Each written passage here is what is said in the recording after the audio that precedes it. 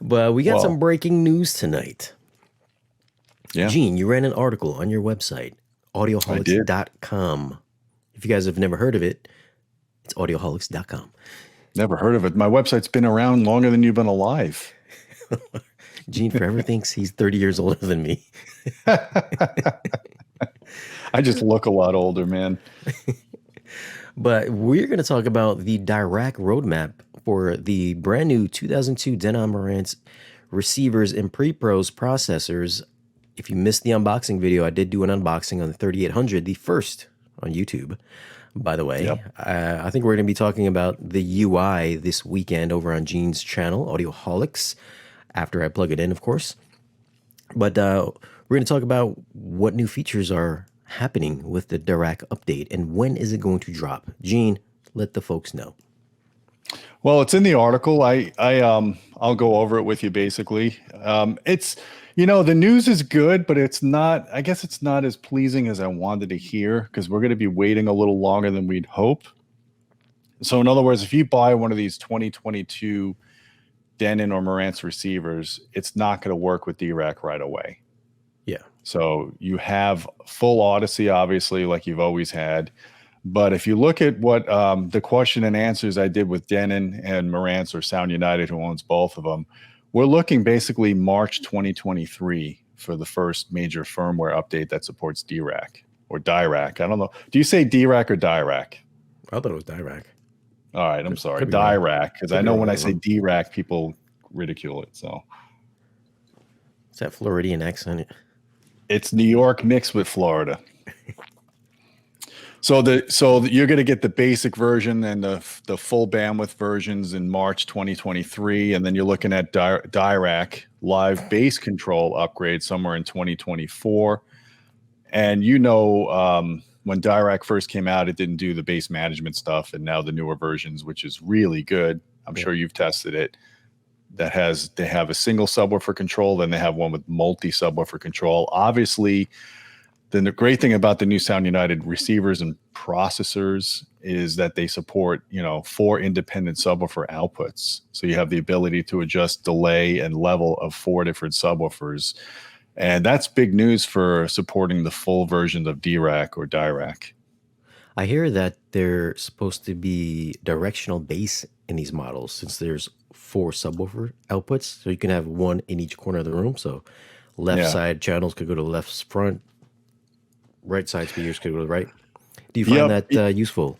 Or do you find that makes sense? We did a live stream a while ago about bassousness, Matthew Pose and myself, and there's been a lot of research on this. And I definitely think there's some merit to having directionality in bass, even though bass is generally non-directional below 80 hertz.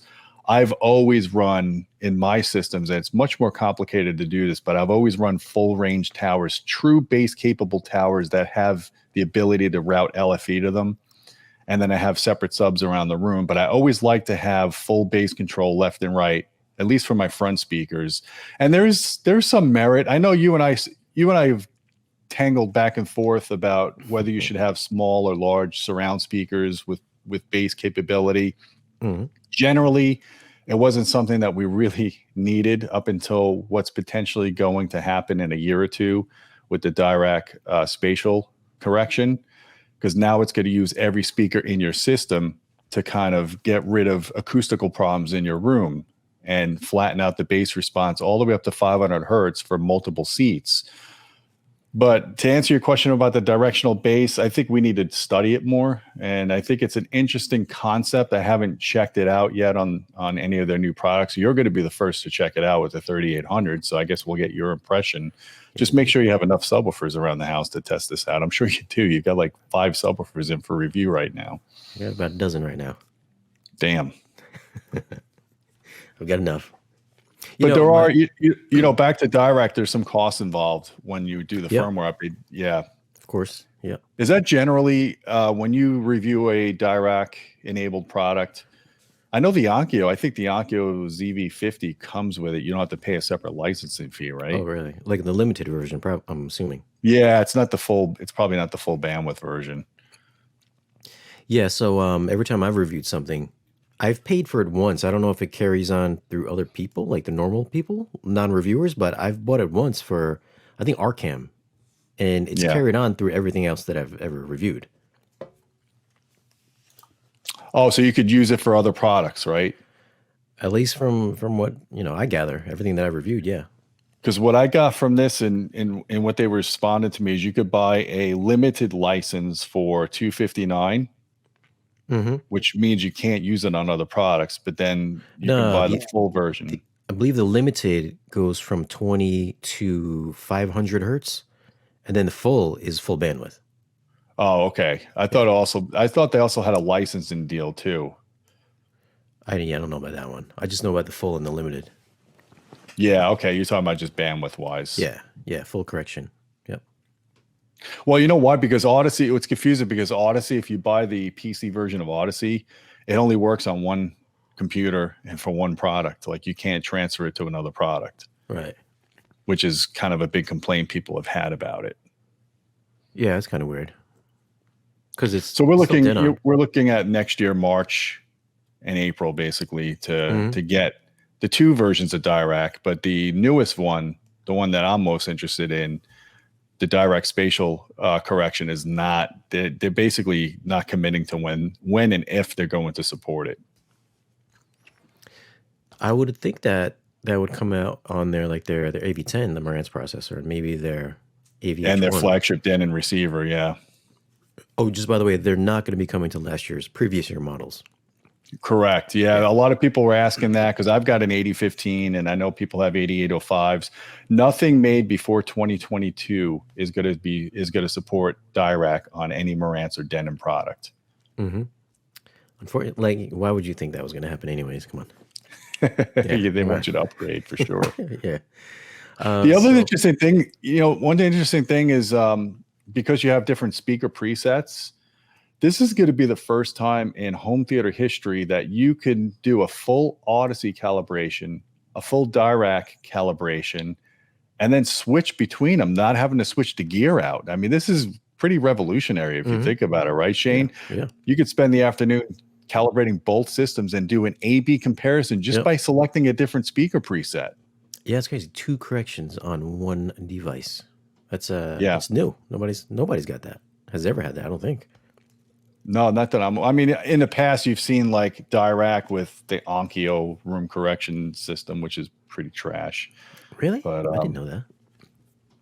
Yeah, I think they had it. Or something? Oh, you're thinking the Pioneer. Yeah, the Pioneer one. Yeah. Yeah. Oh, let's go with price really quick. So the limited version of DIRAC come March time is going to be $259. The full bandwidth version is $349. Yeah. And then, as you said, you can, if you buy the limited bandwidth, you can upgrade for another $99 sometime down the road if you need that. And no price for their direct bass control, not yet, or are they holding on to that info? I thought the full version would have bass control, but I know it's like an extra $399, I think, normally. On top of the wow. It's either $399 or $499. It's one of the two. I don't think we have enough info yet, and they were kind of hesitant to even answer these questions, because I think everything is in such development at this time. But I did want to knock down one rumor that I saw in Audio Science Review where someone was saying that you can overlay Odyssey dynamic EQ with DIRAC or DIRAC. You can't do that. They're not interchangeable. You can't work them together. They're one or the other and separate calibrations. You can't even use the same microphone. You can't use a Odyssey microphone to do a DIRAC calibration. You have to go and get yourself an external mic like the UM1K like you use. And you will have to have a PC as well. Which is a good thing because here's the problem with most receivers. Most of the Japanese brands like the Yamahas, the Denon and Marantzes, if you don't have that receiver in the same room as your display and your speakers, how are you going to run the auto calibration? Because the microphone comes with a pre-done microphone with like a 30-foot cable, right? Yep. That's always been a bother to me because most of the time when I do installs, the receiver is not in the same room. That's the big advantage that companies like Anthem have with their Arc Genesis is you download the software on your laptop, you plug their microphone, which is a really high quality microphone, into your laptop.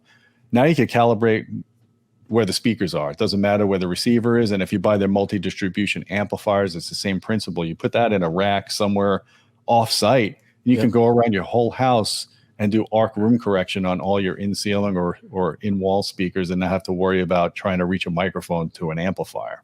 Yep. That's a little something I thought. A little surprised that the Trenoff, you have to wire it up to the device. You have to wire it to the you have to wire it to. I didn't know that. Yeah. It's like, it comes with like a 50-foot XLR cable. That is surprising. Mm-hmm. I was like, after running Dirac the first time, I was like, oh, this is cool. Then I, because you could sit in the room with you or in the kitchen or something like that and still run it. Yeah. And then when I got the altitude, I was like, we're back to Odyssey again. We have to plug it straight into the Pre-Pro. That was a little crazy. Right. But yeah, so you cannot overlay Odyssey on top of Dirac or Dirac on top of Odyssey. And, well, the cool thing is now you can do presets, one for Odyssey, like you mentioned earlier, and one for Dirac, so you can A/B if Dirac really is better at room correcting than Odyssey is. And vice versa. If you look at a lot of pro calibrators like Matthew Pose, for example, and just reviewers like you, for example, I don't want to speak for you, but I think you've had better results with Dirac than you had with Odyssey, right? Mm-hmm. And I've had really good results with Anthem Arc with their latest generation room correction with the phase alignment. It's just an easy program to use. It's not as powerful as Dirac. Dirac has way more adjustability, but it's a bit of a learning curve in comparison. Next question. Can you adjust manual PEQ on any of the AVRs? So that's been a big pet peeve of mine with their products. Is it's 2022 and you go and spend $4,000 or $5,000 on a Denon or Marantz receiver, and if you want to do any manual calibration, they give you a GEQ, a graphic equalizer, like it's 1987 again. And I'm like, come on. I mean, even Yamaha has PEQ, right? Mm-hmm. Most of the brands give you 7-band PEQs per channel. They're still not giving you PEQ. The only way you're going to be able to do that is to go into the setup of Odyssey or into the setup of Dirac and go and do your adjustments there, which I guess is fine. It just adds a layer of complexity. I like the ability to just go in there and tune something really quickly without having to get into the room correction software. But we'll see how it works in practice. I've not messed at all with their interface yet to know how easy it is to do this. We shall see. So this is going to come after the March firmware update. So there is a... Yeah, so you're going to be holding on to that 38. You're going to be holding on to that 3800 for a while, man. Yeah, because I've been thinking, like, do I even do a review yet? Because then I have to, like, do it twice. I would do it. I would do it with Odyssey. Just do the operation of the product, how it works, how it sounds, and then revisit it with Dirac. Keep the Odyssey setting on speaker preset 1 and recalibrate with speaker preset 2. Yeah. But the question is for you guys, are you excited to get Dirac live update on your Denon Marantz products? Did you even get a Denon Marantz product yet? If so, where did you get it? And are you going to spend the extra cost, $259 for the limited or $349 for the full bandwidth? And who knows how much the bass control is going to cost. But leave your thoughts down below and let us know if you're going to be upgrading soon. And are you buying a new Denon Marantz product this year?